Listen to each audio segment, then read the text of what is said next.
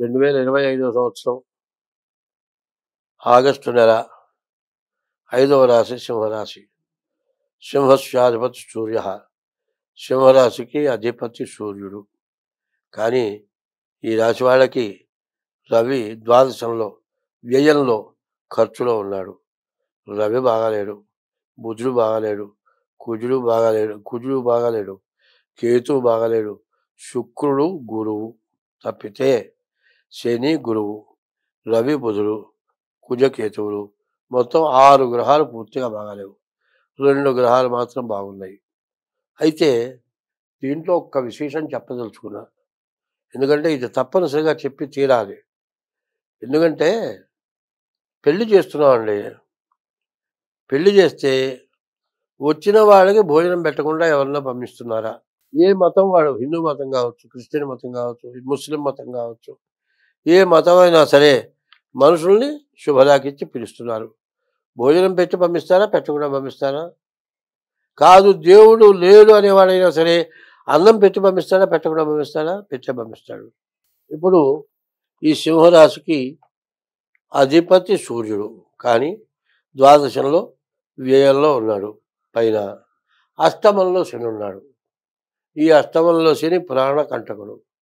ఈ సింహరాశికి కూడా చాలా కష్టాలు వచ్చినాయి. ఎట్లా కష్టాలు వచ్చినాయో చెబుతాను. ఎందుకంటే సూర్యుడు అనేటువంటి దేవుడు వరల్డ్ మొత్తంలో ఒకడే ఉన్నాడా? అమెరికాకు సూర్యుడు, రష్యాకు సూర్యుడు, ఇండియాకు సూర్యుడు ఇట్లా ఉన్నాడా? అట్లా కాదు. అన్ని దేశాలకి ఒక్కడే సూర్యుడు. చాలామంది అంటారు అన్ని చోట్ల ఒక్కడుగా ఉండేటువంటి దేవుడు ఎవరైనా ఉంటే ఆ దేవుడినే ప్రార్థిస్తాను అనేవాడు ఎవరైనా ఉంటే సూర్యుడిని తప్పితే ఎవరిని పూజించడు. అటువంటి సూర్యుడు కూడా కష్టం వచ్చిందంటే ప్రజలందరికీ కష్టం వస్తుందా రాదా? అందరికీ కష్టం ఖచ్చితంగా వస్తుంది.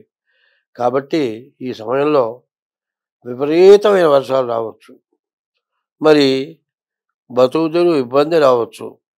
ఈ శ్రావణ భాద్రపదాలు అన్నారు. ఈ శ్రావణ భాద్రపదాల్లో సీజన్ ఎవరికంటే డాక్టర్లకి సీజను. రోగాలు బాగా పెచ్చొస్తాయి. ముందు తినే తిండి ఖర్చు కంటే రోగాల ఖర్చు ఎక్కువ.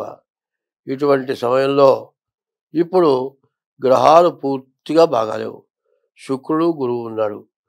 శుక్రుడు రాక్షస గురువు, గురువు దేవత గురువు. కానీ ఇద్దరు బాగున్నారు. విద్య బాగుంటుంది, చదువు బాగుంటుంది, జ్ఞానం బాగుంటుంది. ఎన్ని బాగున్నా రూపాయి మాత్రం మిగలదు.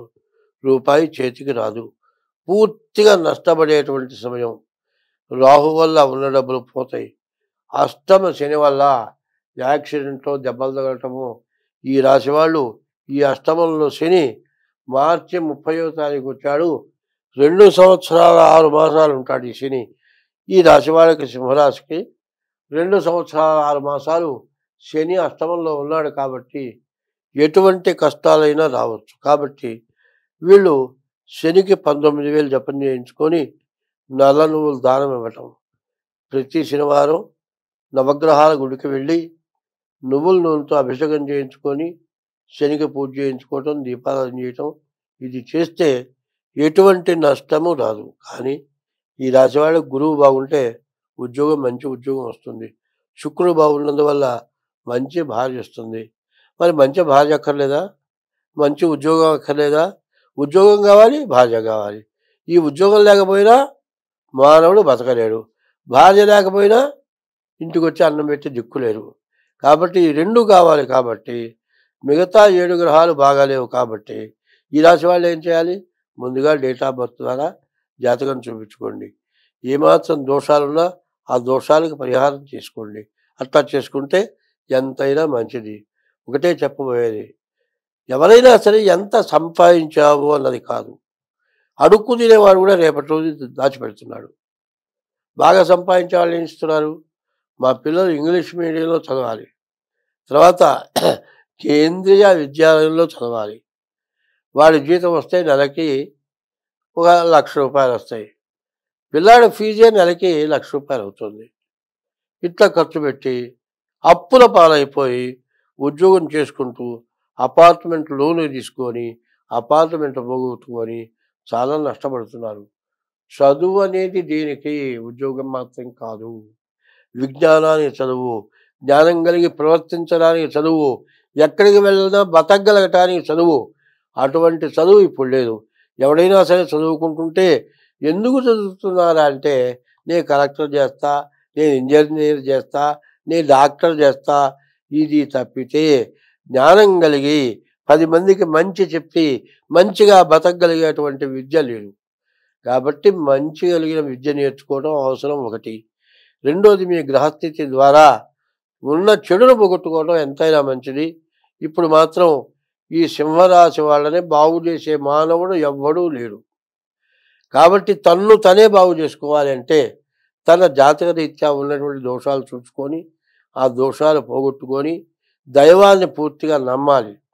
ఎవరి ఇష్టదైవాన్ని వాడు పూజించాలి. తర్వాత ప్రతివాడు కూడా ఇష్టదైవం కంటే మించిన దైవం ఎవరంటే తల్లిదండ్రులు. మనకు మానవ జన్మ ఎత్తిన వాళ్ళు కానీ 33 కోట్ల జీవరాశులకు కూడా జన్మనిచ్చిన తల్లిదండ్రులు ఉన్నారు.